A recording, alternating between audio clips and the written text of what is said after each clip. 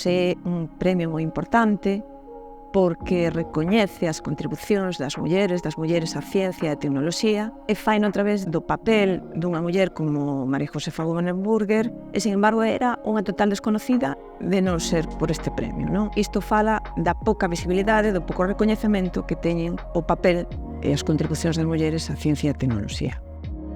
É certo que nos grados universitarios o porcentaxe de mulleres é maioría hoxe en día en España, a cada case o 60% de mulleres, pero a distribución é moi desigual. No meu ámbito, no ámbito tecnolóxico, encontrámonos con grados como Enxeñería Mecánica ou Enxeñería Electrónica, donde o porcentaxe de mulleres matriculadas non supera o 9% ou o 10% escasamente.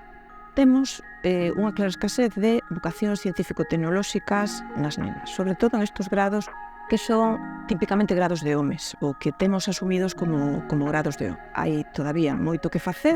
Temos outro problema, creo, na vida profesional, nos sectores industriais, a diferencia de salarios, e, na vida académica, pois a diferencia de progresión das carreiras investigadoras.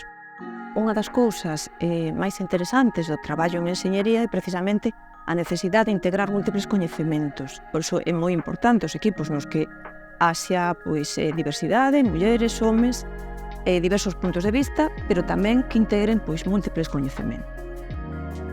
Dende a enxeñería facemos cousas por mellorar a vida das persoas. Non penso que o ámbito tecnolóxico, que estudar unha carreira tecnolóxica supoña máis esforzo. O que ten que ter é máis motivación.